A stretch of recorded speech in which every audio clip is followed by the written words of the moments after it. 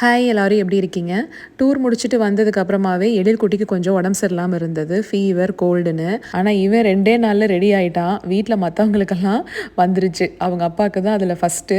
இன்றைக்கெல்லாம் ரொம்பவே முடியலன்னு அவர் ஆஃபீஸ்க்கு லீவ் போட்டுட்டாரு. முகிலும் ஸ்கூலுக்கு லீவு. அந்த லிஸ்ட்டில் அடுத்து நான் மட்டும்தான் இருக்கேன். சரி நம்ம கரெக்டாக இருந்துக்குவோம், இல்லைன்னா பசங்களை வீட்டில் யார் பார்த்துக்கிறது, உடம்பு சரியில்லாமல் படுத்துக்கிட்டா அப்படின்னு இந்த ஒரு வாரம் எப்படியோ மேனேஜ் பண்ணிட்டேன். ஆனால் இன்னைக்கு காலையில் பார்த்தீங்கன்னா அப்படியே லைட்டாக நாஞ்சி எரிய ஆரம்பிச்சது. சரி சுக்குமல்லி காஃபி போட்டு அவருக்கும் கொடுத்துட்டு நானும் குடித்தேன். மதியத்துக்கு இந்த மாதிரி பாட் இன் பாட் மெத்தட் அப்படின்னு சொல்லுவாங்க. இன்ஸ்டன்ட் பாட்டில் ஒரே சமயத்தில் நம்ம நிறையா குக் பண்ணலாம். கீழே ஒரு பாட்டில் நான் பருப்பு வேக வச்சுருக்கேன், மேலே இந்த மாதிரி நம்ம ஸ்டீம் பண்ணிக்கலாம். உங்களுக்கு அந்த ஸ்டாக்கிங் பாட்டையுமே நான் காமிக்கிறேன் கொஞ்சம் நேரத்தில். இது ரசத்துக்குமே தக்காளி இதிலேயே போட்டு வச்சுட்டேன்.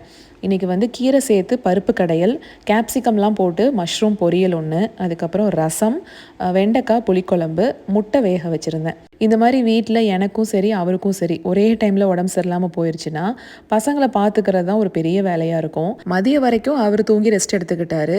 அதுக்கப்புறம் பசங்களை அவர் பார்த்துக்குவார். நான் மதியத்துக்கு மேலே போய் தூங்கி ரெஸ்ட் எடுத்துக்குவேன். இப்படி தான் மாற்றி மாற்றி பார்த்துக்குவோம். அதனால தான் நைட்டுக்கும் சேர்த்தே நான் மதியமே செஞ்சு வச்சுட்டேன். இந்த மாதிரி உடம்பு சரியில்லாமல் இருக்கிறப்பெல்லாம் கொஞ்சம் ஈஸியாக இருக்கட்டும் தான் இன்ஸ்டன்ட் பாட் யூஸ் பண்ணுவேன். இதில் டிலே ஸ்டார்ட்னு கூட ஒரு மோட் இருக்குங்க.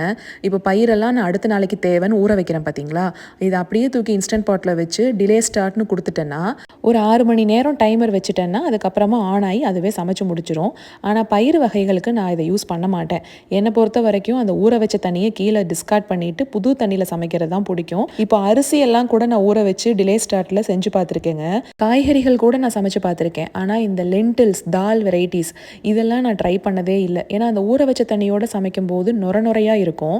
ஒருவேளை நீங்கள் ட்ரை பண்ணியிருக்கீங்கன்னா டேஸ்ட்டில் எதுவும் டிஃப்ரென்ஸ் இருக்குமா அப்படின்னு கொஞ்சம் சொல்லுங்கள்.